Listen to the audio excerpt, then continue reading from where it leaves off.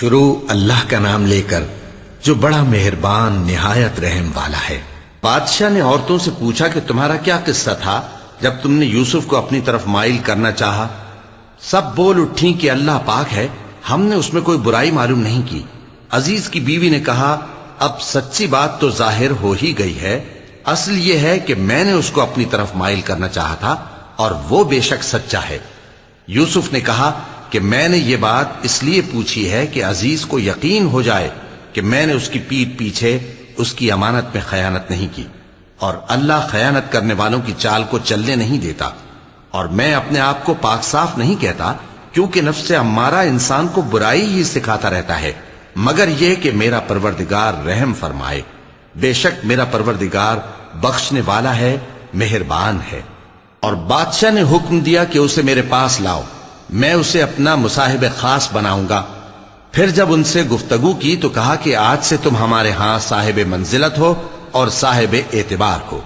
یوسف نے کہا مجھے زرعی پیداوار پر مقرر کر دیجئے، کیونکہ میں حفاظت بھی کر سکتا ہوں اور اس کام سے واقف بھی ہوں۔ اس طرح ہم نے یوسف کو ملک مصر میں جگہ دی اور وہ اس ملک میں جہاں چاہتے تھے رہتے تھے۔ ہم اپنی رحمت جس پر چاہتے ہیں کرتے ہیں اور نیکوکاروں کے اجر کو ضائع نہیں کرتے، اور جو لوگ ایمان لائے اور ڈرتے رہے ان کے لیے آخرت کا اجر بہت بہتر ہے۔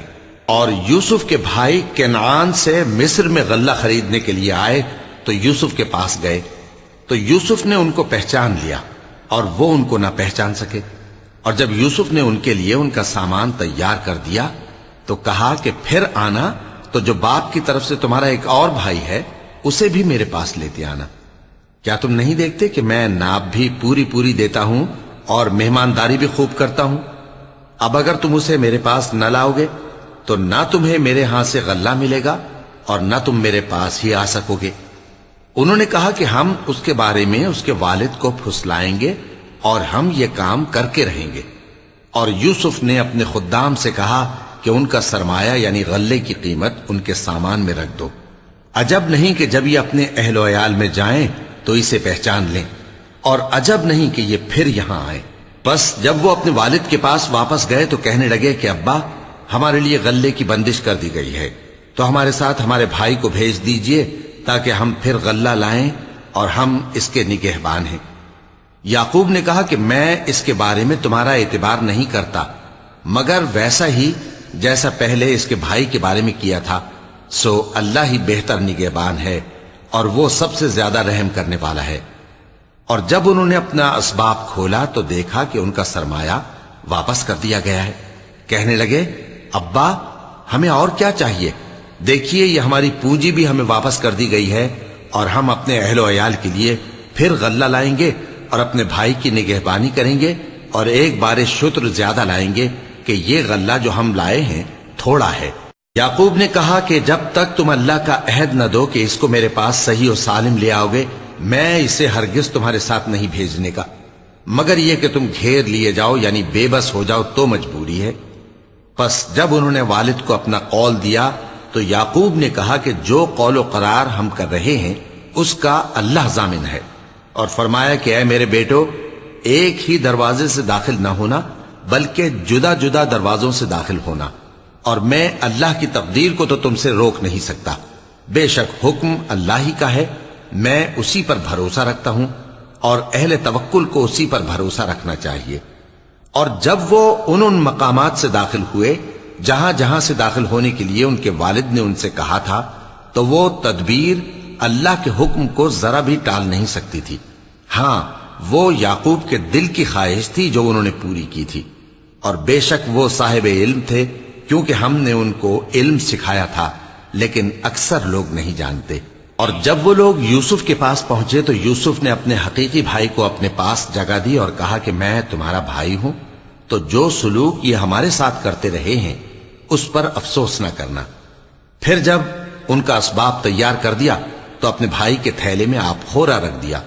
پھر جب وہ آبادی سے باہر نکل گئے تو ایک پکارنے والے نے آواز دی کہ قافلے والو تم تو چور ہو۔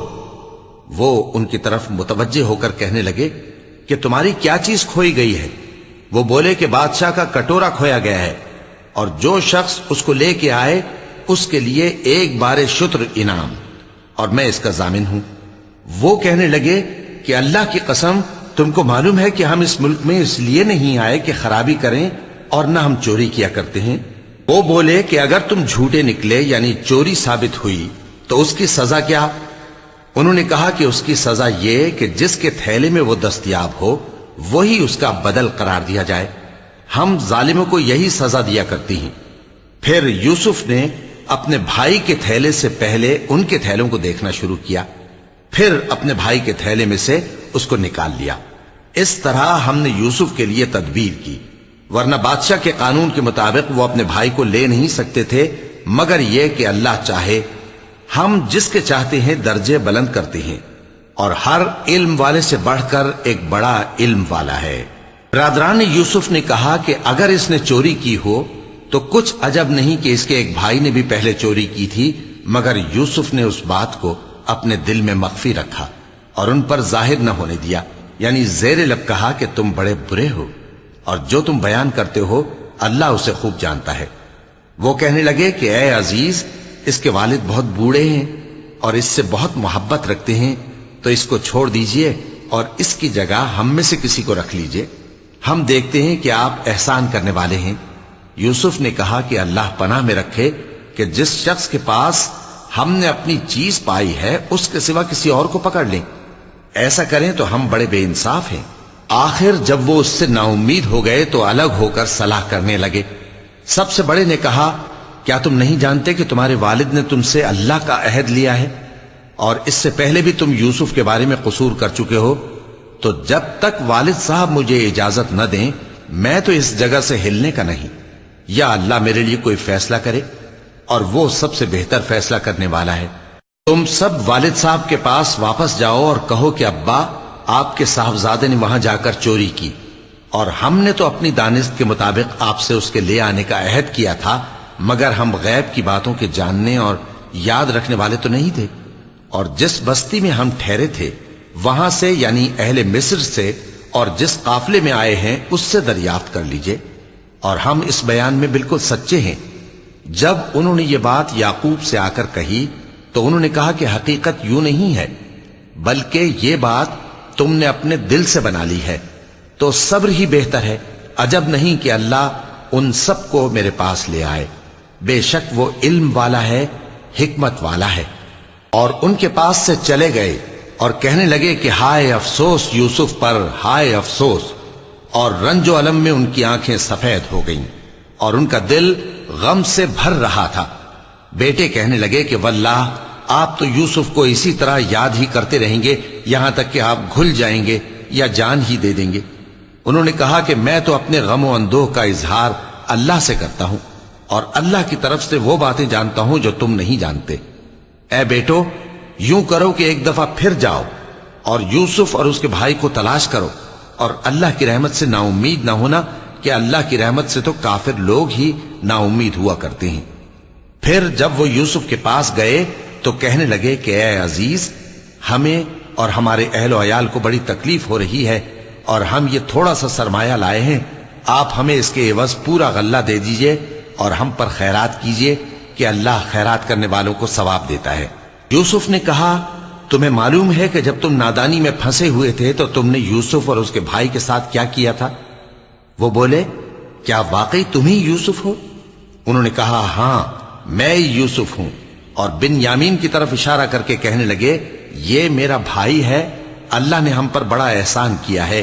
جو شخص اللہ سے ڈرتا اور صبر کرتا ہے تو اللہ نیکوکاروں کا اجر ضائع نہیں کرتا۔ وہ بولے، اللہ کی قسم، اللہ نے تم کو ہم پر فضیلت بخشی ہے، اور بے شک ہم خطا کار تھے۔ یوسف نے کہا کہ آج کے دن تم پر کوئی ملامت نہیں، اللہ تم کو معاف کرے، اور وہ سب سے بڑھ کر رحم کرنے والا ہے۔ یہ میرا کرتا لے جاؤ، پھر اسے والد صاحب کے منہ پر ڈال دینا تو وہ بینا ہو جائیں گے، اور اپنے تمام اہل و عیال کو میرے پاس لے آؤ۔ اور جب قافلہ مصر سے روانہ ہوا تو ان کے والد کہنے لگے کہ اگر مجھ کو یہ نہ کہو کہ بوڑھا بہک گیا ہے تو مجھے تو یوسف کی بو آ رہی ہے۔ وہ بولے کہ واللہ آپ اسی قدیم غلطی میں مبتلا ہیں۔ مگر جب خوشخبری دینے والا آپ پہنچا تو اس نے کرتا ان کے منہ پر ڈال دیا، سو وہ بینا ہو گئے اور بیٹوں سے کہنے لگے کیا میں نے تم سے نہیں کہا تھا کہ میں اللہ کی طرف سے وہ باتیں جانتا ہوں جو تم نہیں جانتے؟ بیٹوں نے کہا کہ ابا ہمارے لیے ہمارے گناہ کی مغفرت مانگیے، بے شک ہم خطا کار تھے۔ فرمایا میں اپنے پروردگار سے تمہارے لیے بخشش مانگوں گا، بے شک وہ بخشنے والا ہے، مہربان ہے۔ پھر جب یہ سب لوگ یوسف کے پاس پہنچے تو انہوں نے اپنے والدین کو اپنے پاس جگہ دی اور کہا مصر میں داخل ہو جائیے، اللہ نے چاہا تو امن و امان سے رہیے گا۔ اور اپنے والدین کو تخت پر بٹھایا اور سب ان کے آگے سجدے میں گر پڑے۔ اور اس وقت یوسف نے کہا ابا جان، یہ میرے اس خواب کی تعبیر ہے جو میں نے پہلے بچپن میں دیکھا تھا۔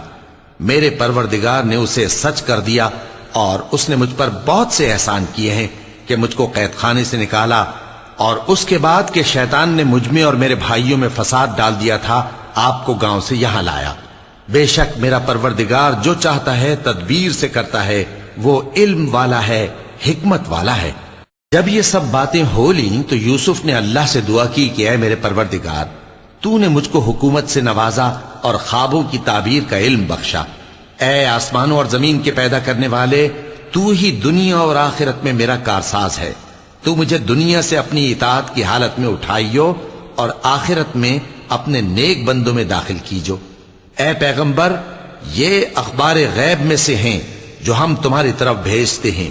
اور جب برادران یوسف نے اپنی بات پر اتفاق کیا تھا اور وہ فریب کر رہے تھے تو تم ان کے پاس تو نہ تھے، اور بہت سے آدمی گو تم کتنی خواہش کرو ایمان لانے والے نہیں ہیں، اور تم ان سے اس خیر خواہی کا کچھ صلہ بھی تو نہیں مانگتے۔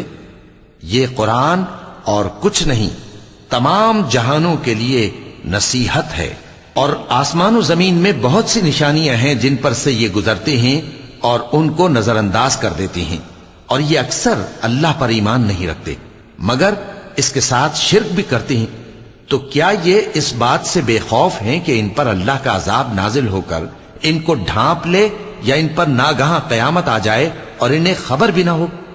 کہہ دو میرا رستہ تو یہ ہے، میں اللہ کی طرف بلاتا ہوں سمجھ بوجھ کر، میں بھی لوگوں کو اللہ کی طرف بلاتا ہوں اور میرے پیرو بھی، اور اللہ پاک ہے اور میں شرک کرنے والوں میں سے نہیں ہوں۔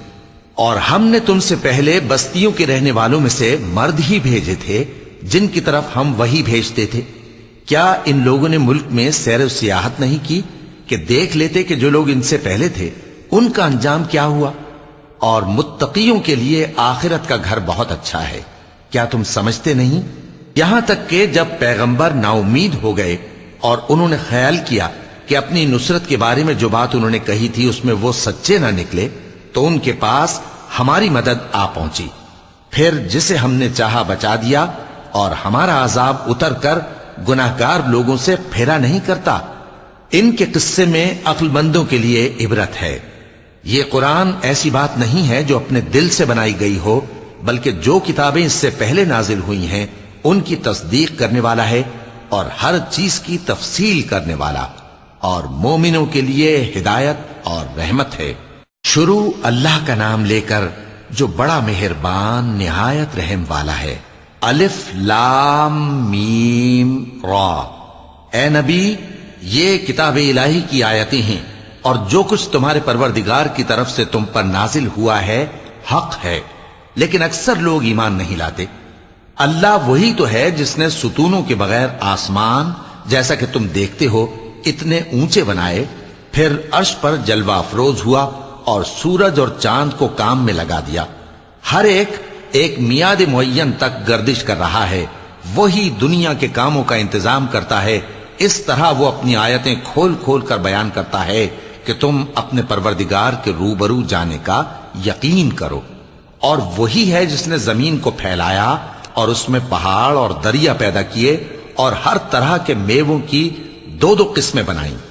وہی رات کو دن کا لباس پہناتا ہے۔ غور کرنے والوں کے لیے اس میں بہت سی نشانیاں ہیں۔ اور زمین میں کئی طرح کے قطعات ہیں ایک دوسرے سے ملے ہوئے، اور انگور کے باغ اور کھیتی اور کھجور کے درخت، بعض کی بہت سی شاخیں ہیں اور بعض کی اتنی نہیں ہوتی، باوجود کہ پانی سب کو ایک ہی ملتا ہے۔ اور ہم بعض میووں کو بعض پر لذت میں فضیلت دیتی ہیں، اور اس میں سمجھنے والوں کے لیے بہت سی نشانیاں ہیں۔ اگر تم عجیب بات سننی چاہو تو کافروں کا یہ کہنا عجیب ہے کہ جب ہم مر کر مٹی ہو جائیں گے تو کیا اثر نو پیدا ہوں گے؟ یہی لوگ ہیں جو اپنے پروردگار سے منکر ہوئے ہیں، اور یہی ہیں جن کی گردنوں میں طوق ہوں گے، اور یہی اہل دوزخ ہیں کہ ہمیشہ اس میں جلتے رہیں گے۔ اور یہ لوگ بھلائی سے پہلے تم سے برائی جلدی سے مانگتے ہیں، یعنی طالب عذاب ہیں، حالانکہ ان سے پہلے عذاب واقع ہو چکے ہیں، اور تمہارا پروردگار لوگوں کو باوجود ان کی بے انصافیوں کے معاف کرنے والا ہے، اور بے شک تمہارا پروردگار سخت عذاب دینے والا ہے۔ اور کافر لوگ کہتے ہیں کہ اس پیغمبر پر اس کے پروردگار کی طرف سے کوئی نشانی کیوں نازل نہیں ہوئی؟ اے نبی، تم تو صرف خبردار کرنے والے ہو، اور ہر ایک قوم کے لیے رہنما ہوا کرتا ہے۔ اللہ ہی اس بچے سے واقف ہے جو عورت کے پیٹ میں ہوتا ہے، اور وہی پیٹ کے سکڑنے اور بڑھنے سے بھی واقف ہے، اور ہر چیز کا اس کے ہاں ایک اندازہ مقرر ہے۔ وہ چھپی اور ظاہر چیزوں کا جاننے والا ہے، سب سے بزرگ ہے، عالی رتبہ ہے۔ کوئی تم میں سے چپکے سے بات کہے یا پکار کر، یا رات کو کہیں چھپ جائے یا دن کی روشنی میں کھلم کھلا چلے پھرے، اللہ کے نزدیک برابر ہے۔ اس کے آگے اور پیچھے اللہ کے چوکیدار ہیں جو اللہ کے حکم سے اس کی نگرانی کرتے ہیں۔ اللہ اس نعمت کو جو کسی قوم کو حاصل ہے نہیں بدلتا جب تک کہ وہ اپنی حالت کو نہ بدلے، اور جب اللہ کسی قوم کے ساتھ برائی کا ارادہ کرتا ہے تو وہ پھر نہیں سکتی، اور اللہ کے سوا ان کا کوئی مددگار نہیں ہوتا۔ وہی تو ہے جو تم کو ڈرانے اور امید دلانے کے لیے بجلی دکھاتا اور بھاری بھاری بادل پیدا کرتا ہے، اور رعد اور فرشتے سب اس کے خوف سے اس کی تسبیح و تحمید کرتے رہتے ہیں۔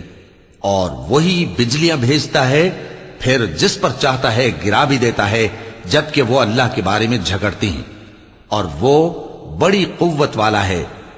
کام کا پکارنا تو اسی کا ہے، اور جن کو یہ لوگ اس کے سوا پکارتے ہیں وہ ان کی پکار کو کسی طرح قبول نہیں کرتے، مگر اس شخص کی طرح جو اپنے دونوں ہاتھ پانی کی طرف پھیلا دے تاکہ دور ہی سے اس کے منہ تک آ پہنچے، حالانکہ وہ اس تک کبھی بھی نہیں آ سکتا۔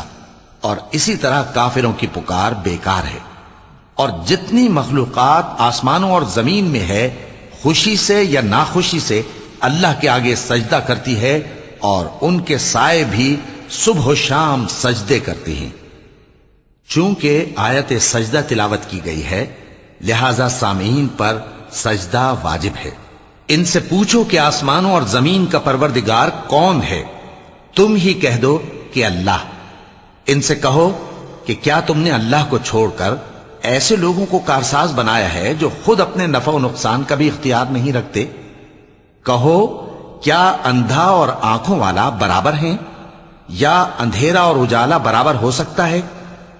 بھلا ان لوگوں نے جن کو اللہ کا شریک مقرر کیا ہے، کیا انہوں نے اللہ کسی مخلوقات پیدا کی ہے جس کے سبب ان کے لیے مخلوقات مشتبہ ہو گئی ہے؟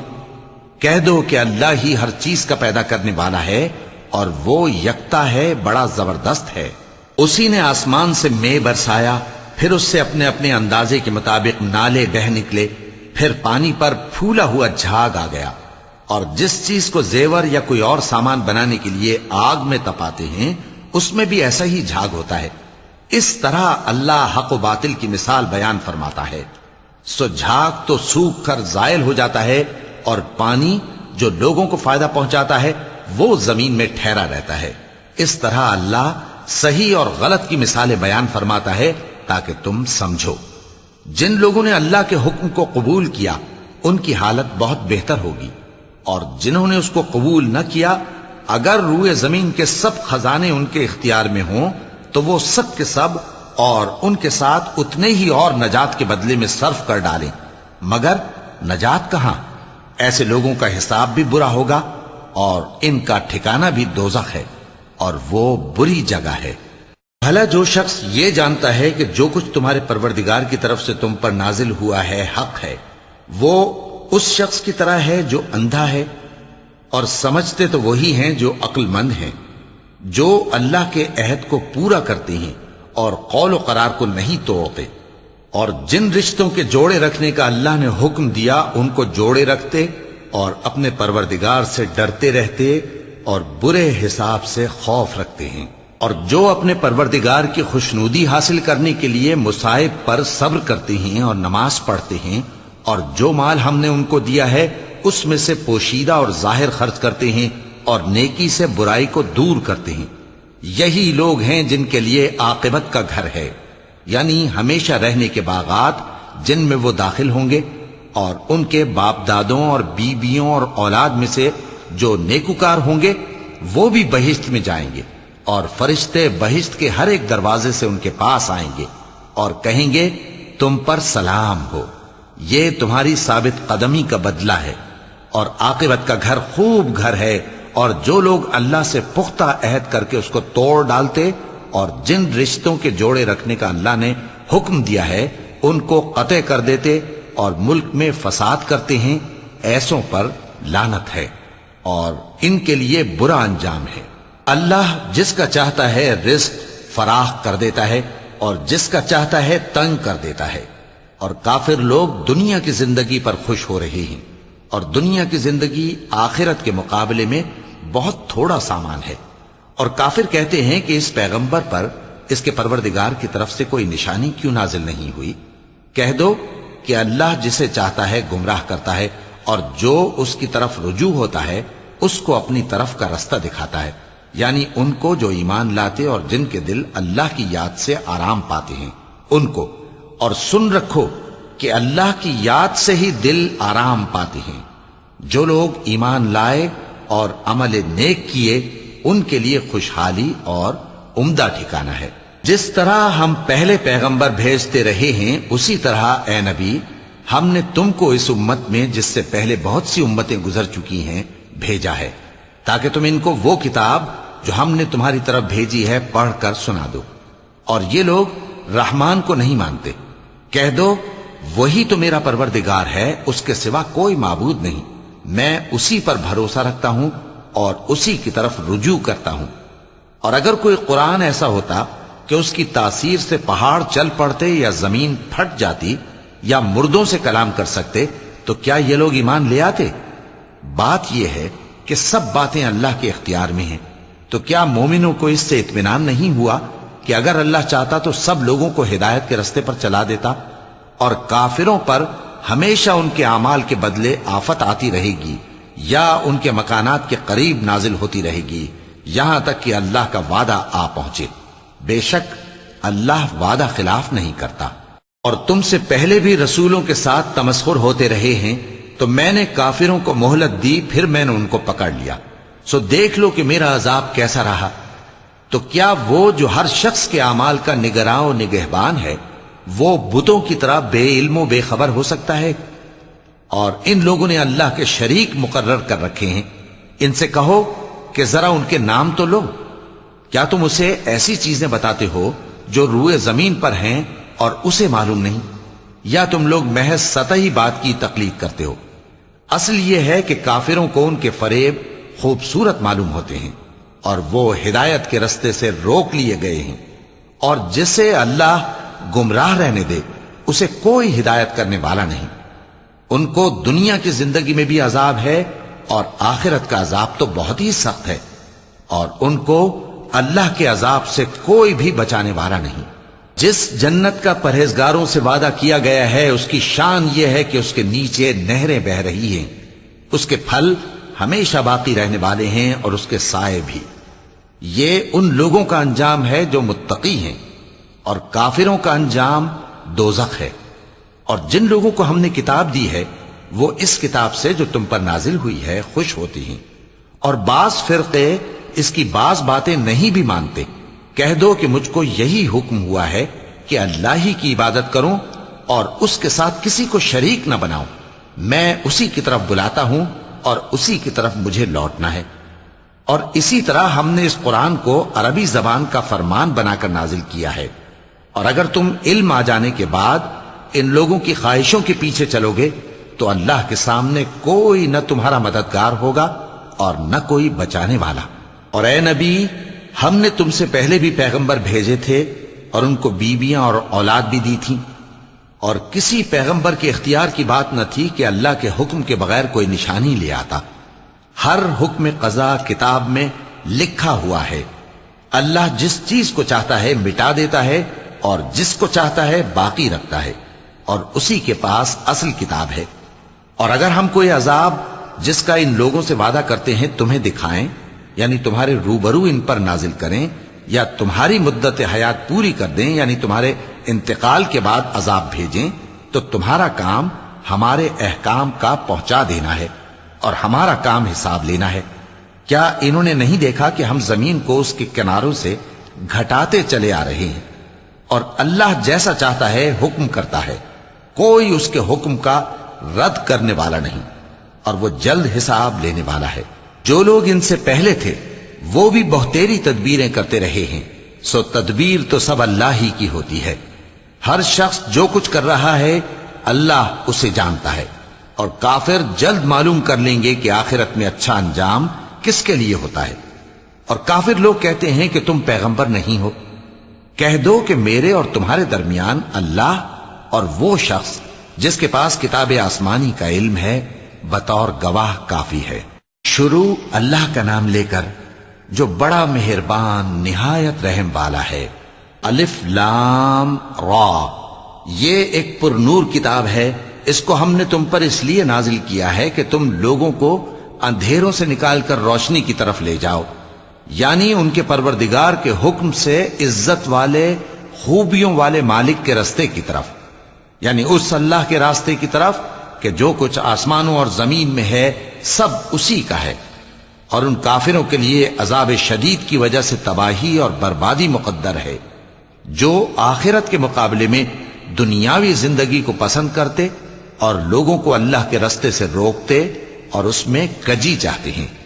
یہ لوگ بڑے دور کی گمراہی میں ہیں، اور ہم نے کوئی پیغمبر نہیں بھیجا مگر وہ اپنی قوم کی زبان بولتا تھا تاکہ انہیں احکام الہی کھول کھول کر بتا دے۔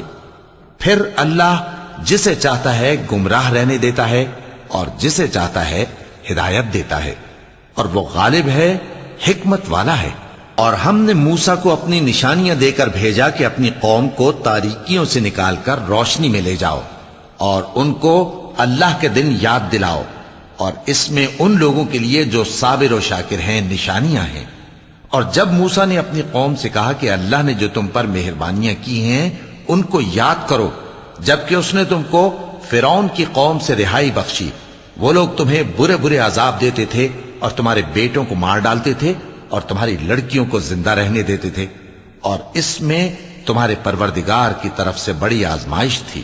اور جب تمہارے پروردگار نے تم کو آگاہ کیا کہ اگر شکر کرو گے تو میں تمہیں زیادہ دوں گا، اور اگر ناشکری کرو گے تو یاد رکھو کہ میرا عذاب بھی سخت ہے۔ اور موسیٰ نے صاف صاف کہہ دیا کہ اگر تم اور جتنے اور لوگ زمین میں ہیں سب کے سب ناشکری کرو تو بھی اللہ بے نیاز ہے، قابل تعریف ہے۔ بھلا تم کو ان لوگوں کے حالات کی خبر نہیں پہنچی جو تم سے پہلے تھے، یعنی نوح اور عاد اور سمود کی قوم اور جو ان کے بعد تھے، جن کا علم اللہ کے سوا کسی کو نہیں۔ جب ان کے پاس ان کے پیغمبر نشانیاں لے کر آئے تو انہوں نے اپنے ہاتھ ان کے منہوں پر رکھ دیے کہ خاموش رہو، اور کہنے لگے کہ ہم تو تمہاری رسالت کو تسلیم نہیں کرتے، اور جس چیز کی طرف تم ہمیں بلاتے ہو ہم کو اس میں بھاری شک ہے۔ ان کے پیغمبروں نے کہا کیا تم کو اللہ کے بارے میں شک ہے جو آسمانوں اور زمین کا پیدا کرنے والا ہے؟ وہ تمہیں اس لیے بلاتا ہے کہ تمہارے گناہ بخشے اور ایک مدت مقرر تک تم کو مہلت دے۔ وہ بولے کہ تم تو ہمارے ہی جیسے آدمی ہو، تمہارا یہ منشا ہے کہ جن چیزوں کو ہمارے بڑے پوجتے رہے ہیں ان کے پوجنے سے تم ہمیں روک دو، تو اچھا کوئی کھلی دلیل لاؤ، یعنی معجزہ دکھاؤ۔ پیغمبروں نے ان سے کہا کہ ہاں ہم تمہارے ہی جیسے آدمی ہیں، لیکن اللہ اپنے بندوں میں سے جس پر چاہتا ہے نبوت کا احسان کرتا ہے، اور ہمارے اختیار کی بات نہیں کہ ہم اللہ کے حکم کے بغیر تم کو تمہاری فرمائش کے مطابق معجزہ دکھائیں۔ اور اللہ ہی پر مومنوں کو تو بھروسہ رکھنا چاہیے، اور ہم کیوں اللہ پر بھروسہ نہ رکھیں حالانکہ اس نے ہم کو ہمارے دین کے سیدھے رستے بتائے ہیں، اور جو تکلیفیں تم ہم کو دیتے ہو اس پر ہم صبر کریں گے، اور اہل توکل کو تو اللہ ہی پر بھروسہ رکھنا چاہیے۔ اور جو کافر تھے انہوں نے اپنے پیغمبروں سے کہا کہ یا تو ہم تم کو اپنے ملک سے باہر نکال دیں گے یا تم ہمارے مذہب میں واپس آ جاؤ۔ پس ان کے پروردگار نے ان کی طرف وحی بھیجی کہ ہم ظالموں کو ہلاک کر دیں گے اور ان کے بعد تم کو اس زمین میں آباد کر دیں گے۔ یہ اس شخص کے لیے ہے جو قیامت کے روز میرے سامنے کھڑے ہونے سے ڈرے اور میرے عذاب سے خوف کرے۔ اور پیغمبروں نے اللہ سے فتح چاہی اور ہر سرکش ضدی نامراد رہ گیا۔ اس کے پیچھے دوزخ ہے اور اسے پیپ والا پانی پلایا جائے گا، وہ اس کو گھونٹ گھونٹ کر کے پیے گا اور گلے سے نہیں اتار سکے گا، اور ہر طرف سے اسے موت آ رہی ہوگی مگر وہ مرنے میں نہیں آئے گا، اور اس کے بعد سخت عذاب ہوگا۔ جن لوگوں نے اپنے پروردگار سے کفر کیا ان کے اعمال کی مثال راکھ کی سی ہے کہ آندھی کے دن اس پر زور کی ہوا چلے جو اسے اڑا لے جائے۔ اسی طرح جو کام وہ کرتے رہے ان پر ان کو کچھ قابو نہ ہوگا۔ یہی تو پرلے سرے کی گمراہی ہے۔ کیا تم نے نہیں دیکھا کہ اللہ نے آسمانوں اور زمین کو تدبیر سے پیدا کیا ہے؟ اگر وہ چاہے تو تم کو نابود کر دے اور تمہاری جگہ نئی مخلوق پیدا کر دے، اور یہ اللہ کو کچھ بھی مشکل نہیں۔ اور قیامت کے دن سب لوگ اللہ کے سامنے کھڑے ہوں گے تو غریب پیروکار بڑے بن بیٹھنے والوں سے کہیں گے کہ ہم تو تمہارے پیرو تھے، کیا تم اللہ کا کچھ عذاب ہم پر سے دفع کر سکتے ہو؟ وہ کہیں گے کہ اگر اللہ ہم کو ہدایت کرتا تو ہم تم کو ہدایت کرتے۔ اب ہم گھبراہٹ ظاہر کریں یا صبر کریں ہمارے حق میں برابر ہے، کوئی جگہ رہائی کی ہمارے لیے نہیں ہے۔ اور جب حساب کتاب کا کام فیصل ہو چکے گا تو شیطان کہے گا جو وعدہ اللہ نے تم سے کیا تھا وہ تو سچا تھا، اور جو وعدہ میں نے تم سے کیا تھا وہ جھوٹا تھا، اور میرا تم پر کسی طرح کا زور نہیں تھا۔ ہاں، میں نے تم کو گمراہی اور باطل کی طرف بلایا تو تم نے جلدی سے اور بے دلیل میرا کہنا مان لیا۔ تو آج مجھے ملامت نہ کرو، اپنے آپ ہی کو ملامت کرو۔ نہ میں تمہاری فریاد رسی کر سکتا ہوں اور نہ تم میری فریاد رسی کر سکتے ہو۔ میں اس بات سے انکار کرتا ہوں کہ تم پہلے مجھے شریک بناتے تھے۔ بے شک جو ظالم ہیں ان کے لیے درد دینے والا عذاب ہے۔ اور جو ایمان لائے اور عمل نیک کرتے رہے وہ بہشتوں میں داخل کیے جائیں گے جن کے نیچے نہریں بہہ رہی ہیں۔ اپنے پروردگار کے حکم سے وہ ہمیشہ ان میں رہیں گے، وہاں وہ ہر ملاقات پر ایک دوسرے کو سلام کہیں گے۔ کیا تم نے نہیں دیکھا کہ اللہ نے کلمہ طیبہ کی کیسی مثال بیان فرمائی ہے؟ وہ ایسی ہے جیسے پاکیزہ درخت جس کی جڑ مضبوط ہو اور شاخیں آسمان میں پھیلی ہوں۔ وہ اپنے پروردگار کے حکم سے ہر موقع پر پھل لاتا ہو، اور اللہ لوگوں کے لیے مثالیں بیان فرماتا ہے تاکہ وہ نصیحت حاصل کریں۔ اور ناپاک بات یعنی غلط عقیدے کی مثال ناپاک درخت کی سی ہے کہ وہ زمین کے اوپر ہی سے اکھیڑ کر پھینک دیا جائے، اس کو ذرا بھی قرار و ثبات نہیں۔ اللہ مومنوں کے دلوں کو صحیح اور پکی بات سے دنیا کی زندگی میں بھی مضبوط رکھتا ہے اور آخرت میں بھی رکھے گا۔ اور اللہ بے انصافوں کو گمراہ کر دیتا ہے، اور اللہ جو چاہتا ہے کرتا ہے۔ کیا تم نے ان لوگوں کو نہیں دیکھا جنہوں نے اللہ کے احسان کو ناشکری سے بدل دیا اور اپنی قوم کو تباہی کے گھر میں لا اتارا، یعنی دوزخ میں، کہ سب ناشکرے اس میں داخل ہوں گے اور وہ برا ٹھکانہ ہے۔ اور ان لوگوں نے اللہ کے شریک مقرر کیے کہ لوگوں کو اس کے رستے سے گمراہ کریں۔ کہہ دو کہ چند روز فائدے اٹھا لو، آخر کار تم کو دوزخ کی طرف لوٹ کر جانا ہے۔ اے پیغمبر، میرے مومن بندوں سے کہہ دو کہ نماز پڑھا کریں، اور اس دن کے آنے سے پیشتر جس میں نہ اعمال کا سودا ہوگا اور نہ دوستی کام آئے گی، ہمارے دیے ہوئے مال میں سے پوشیدہ اور علانیہ خرچ کرتے رہیں۔ اللہ ہی تو ہے جس نے آسمانوں اور زمین کو پیدا کیا اور آسمان سے مے برسایا، پھر اس سے تمہارے کھانے کے لیے پھل پیدا کیے اور کشتیوں اور جہازوں کو تمہارے زیر فرمان کیا تاکہ وہ سمندر میں اس کے حکم سے چلیں، اور نہروں کو بھی تمہارے زیر فرمان کیا، اور سورج اور چاند کو تمہارے لیے کام میں لگا دیا کہ دونوں دن رات ایک ڈگر پر چل رہے ہیں، اور رات اور دن کو بھی تمہاری خاطر کام میں لگا دیا، اور جو کچھ تم نے مانگا سب میں سے تم کو عنایت کیا۔ اور اگر اللہ کے احسان گننے لگو تو شمار نہ کر سکو، مگر لوگ نعمتوں کا شکر نہیں کرتے۔ کچھ شک نہیں کہ انسان بڑا بے انصاف ہے، ناشکرا ہے۔ اور جب ابراہیم نے دعا کی کہ اے میرے پروردگار اس شہر کو لوگوں کے لیے امن کی جگہ بنا دے اور مجھے اور میری اولاد کو اس بات سے کہ بتوں کی پرستش کرنے لگیں بچائے رکھیو۔ اے پروردگار انہوں نے بہت سے لوگوں کو گمراہ کیا ہے، سو جس شخص نے میرا کہا مانا وہ میرا ہے، اور جس نے میری نافرمانی کی تو تو بخشنے والا ہے، مہربان ہے۔ اے پروردگار میں نے اپنی اولاد ایک وادی میں جہاں کھیتی نہیں تیرے عزت و ادب والے گھر کے پاس لا بسائی ہے۔ اے پروردگار تاکہ یہ نماز پڑھیں سو تو لوگوں کے دلوں کو ایسا کر دے کہ ان کی طرف جھکے رہیں، اور ان کو میووں سے روزی دیتے رہنا تاکہ تیرا شکر کریں۔ اے پروردگار جو بات ہم چھپاتے اور جو ظاہر کرتے ہیں تو سب جانتا ہے، اور اللہ سے کوئی چیز مخفی نہیں، نہ زمین میں نہ آسمان میں۔ اللہ کا شکر ہے جس نے مجھ کو بڑی عمر میں اسماعیل اور اسحاق بخشے، بے شک میرا پروردگار دعا سننے والا ہے۔ اے پروردگار مجھ کو ایسی توفیق عنایت کر کہ نماز پڑھتا رہوں اور میری اولاد کو بھی یہ توفیق بخش۔ اے پروردگار میری دعا قبول فرما۔ اے پروردگار حساب کتاب کے دن میری اور میرے ماں باپ کی اور مومنوں کی مغفرت کیجو۔